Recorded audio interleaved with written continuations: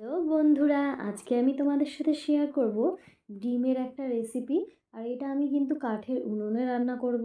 ছাদে আমাদের কাঠের উনুন রয়েছে, আর সেটাতেই কিন্তু আমি রান্নাটা করে নেব। তাহলে চলো রেসিপিটা দেখতে থাকো। তো প্রথমে দেখো, আমি কিন্তু কড়াইটা কাঠের উনুনে বসিয়ে দিয়েছি, পুরোপুরি একেবারে গরম হয়ে গেছে। আর তেল দিয়ে দিয়েছি, সর্ষের তেল। এই তেলটা একটু যেই গরম হয়ে যাবে, তখনই আমি কিন্তু ডিম ভেজে নেব।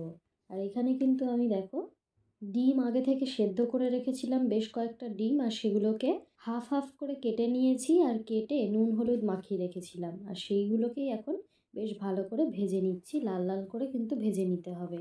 ডিম এক এক করে আমি কড়াইতে দিয়ে দিয়েছি, আর এগুলোকে আমি উল্টে পাল্টে ভেজে নিচ্ছি। ডিমগুলো কিন্তু বেশ ভালো করে ভাজা হয়ে গেছে। এবারে আমি এই ডিমগুলোকে একটা প্লেটে তুলে রাখছি। ডিমগুলো তুলে রাখার পর কড়াইতে কিন্তু বেশ কিছুটা তেল ছিল, তাই আরও একটু সর্ষের তেল আমি দিয়ে দিলাম।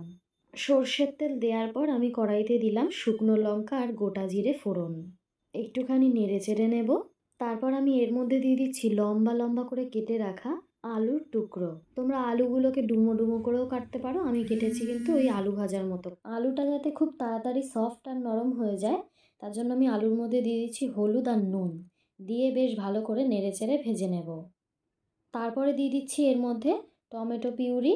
টমেটোকে পেস্ট করে রেখেছিলাম, সেটাই দিয়ে দিলাম, দিয়ে বেশ ভালো করে নেড়েচেড়ে ভাজবো।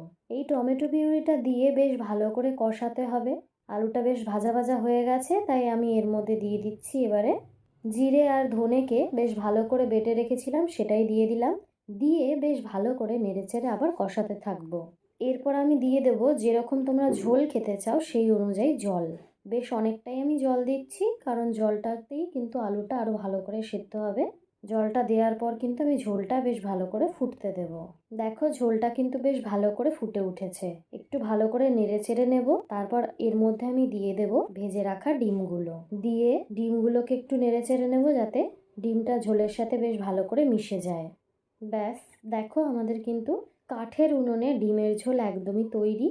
এরমভাবে কিন্তু তোমরা বাড়িতে একবার বানিয়ে দেখো, তোমাদের কিন্তু খেতে সত্যি অসাধারণ লাগবে। এখনকার দিনে কিন্তু সবাই গ্যাসেই রান্না করে, কিন্তু তার থেকে কিন্তু এই কাঠের উনুনের খাবার বেশি টেস্টি হয়। তাহলে রেসিপিটা কেমন লাগলো অবশ্যই কমেন্ট করে জানিও, আর চ্যানেলটাকে সাবস্ক্রাইব করতে একদমই ভুলো না, ভিডিওটাকে লাইক করে দিও।